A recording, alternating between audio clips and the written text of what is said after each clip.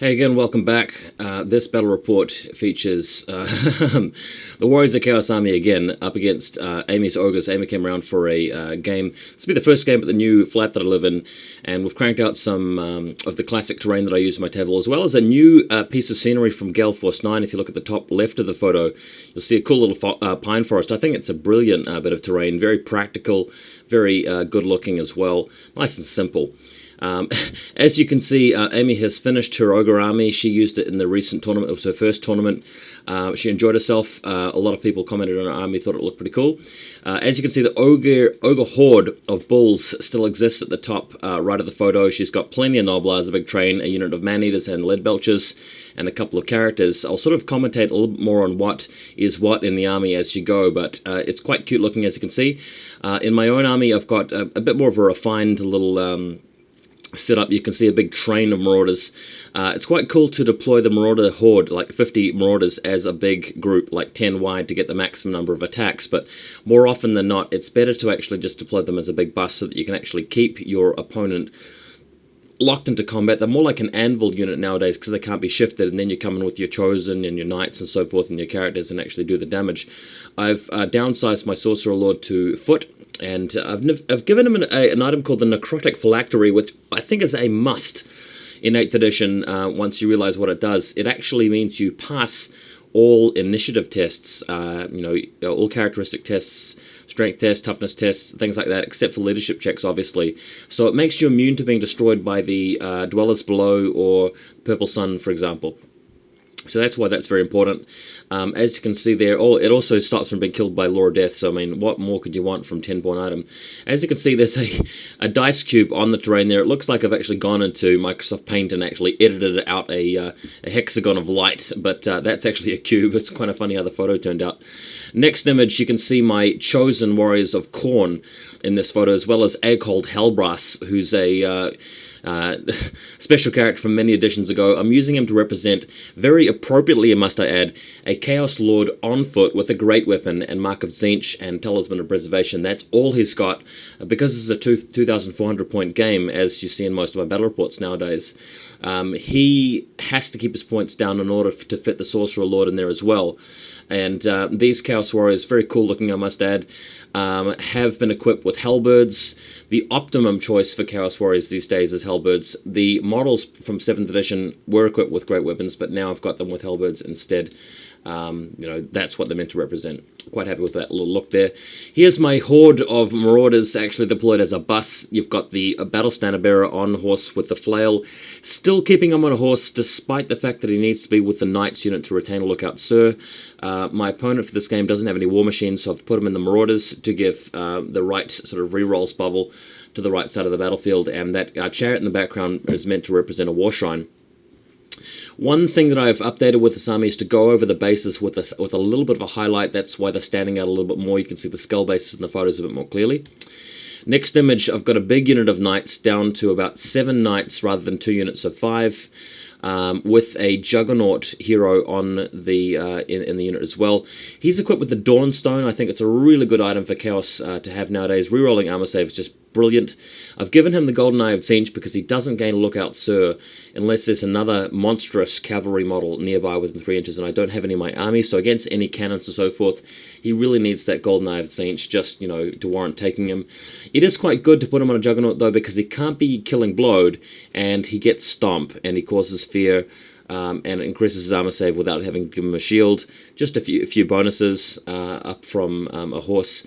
The real reason I'm taking this is because of the model, because of it, rather than anything else. Really, you should put your characters on foot in this edition. Next photo, you can see Amy's Bull Horde. As you can see, that model there actually looks like Mr. Burns from The Simpsons, with Bobo the bear and a couple of little bunnies on foot. That's actually a Tyrant equipped with the Tenderizer. He has a Sword Noblar and a Luck Noblar, and he has the Talisman of Preservation.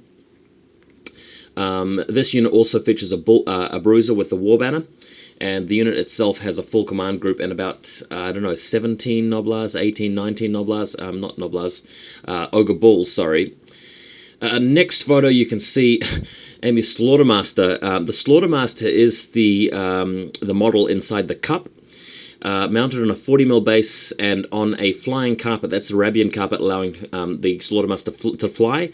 You can see a donut on one hand there is meant to represent the Dispel Scroll, and the cup on top of the model is there to just show me that she's actually taken the Opal Amulet, giving a 4+ ward save against the first wound inflicted, and then basically she takes the cup away from the model after that item has been used up.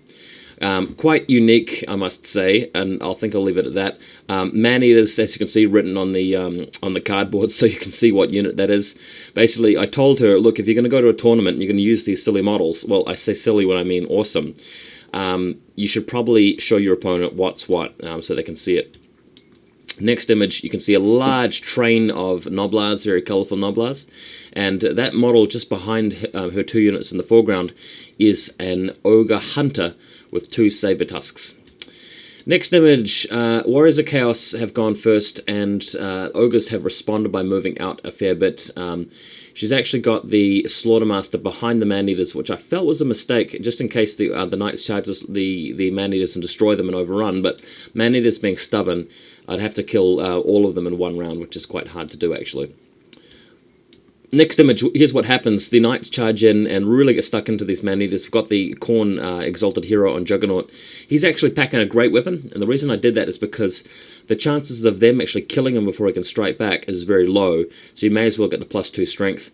One disadvantage is that you can't actually take out models and prevent them from attacking back on your Knights, but usually the Knights are just as tough, so there you go. Next image, I've moved around with my Chosen, and I've put a unit of Warhounds in front of her Bull unit, and now that means that she can charge the Warhounds and then reform or overrun, but the thing is that there's some Knights in the background as well, so I've sort of got it boxed in a little bit here, so quite a bad situation for the Ogres to be in. Next image, the Noblesse have actually attacked the Warhounds on the other side of the battlefield, destroying them and overrunning, so that's what she's doing over here. And in the next image, I love this, her Gorger shows up. That's actually a hamster inside a little truck, and as you can tell, so cute. And the Gorger is showing up in the battlefield, ready to sort of annoy my Chosen Warriors of Khorne there. Not really liking the Gorger's chance against the Chosen of Khorne, but there you have it. Man, probably wins my prize for cutest model ever. Next image, the Bulls have chosen to destroy the Warhounds and overrun instead of reforming in order to avoid being charged in the flank by the Chaos Knights, and that has exposed both flanks to my Horde of Marauders and Chosen of Khorne. Mr. Burns, the Tyrant, moves over to the side and engages in a challenge against my Battle Standard Bearer, who has the Armor of Damnation, and I successfully cast Ice Shard Blizzard from the Law of Heavens on Mr. Burns. Still, he managed to get 1 wound through, and it multiplied into 2 wounds thanks to the Tenderizer, and that killed my BSB, but I still broke the Bulls and wiped everything out, capturing all the standards. Next photo shows you a bit of a better look at that. You can sort of see a little bit more detail going on. Quite like Akold Hellbrass as the hero there. He kind of stands out. And these models are doing quite fine for representing the Chosen so far. Next photo shows you the following combat. It's the Chaos Knights against the Hunter, and what happens here is that the Knights themselves destroy the Saber Tusks, and the Khorne hero attacks the Tyrant, the Hunter, and does some damage to him. He manages to block some of the damage with his ward save, but breaks him and runs him down, so that is more points to Chaos. And in the following turn, the Leadbelchers have run away as a result of being charged by the Chaos Warriors and decided not to stick around, so they have fled back. In fact, I think they failed a panic test due to the Man-Eaters being destroyed. That's what happened. They were out of range of the general at the time. And that's essentially it. It was a win to Warriors to Chaos by a long shot, and mainly posted this battle report so you can see the cool new miniatures that Amy has managed to get on the field and give you a bit of a talk about what I'm doing with my Warriors of Chaos these days. This exact same list that I've played here, with a Chaos Lord, Sorcerer Lord, a couple of Exalted Heroes, plenty of combat units. This is the army list that I'm taking to my next tournament. So still fairly soft army in the sense that it doesn't have any hell cannons in it. It maybe doesn't have the optimum lore. Maybe Shadows is better, or Siege, depending on your preference. I like Heavens. Knights aren't really optimal in 8th edition. Maybe it's a bit of an iffy sort of thing. I mean, they are frenzied knights, so they're still quite powerful, but you might probably want to go for, monsters or troops, or, ogres or trolls or something. Hard to tell at this point, but still, it's going to get through the comp guidelines, and it should be a good tournament, so I'll hopefully show you guys how things go at the time.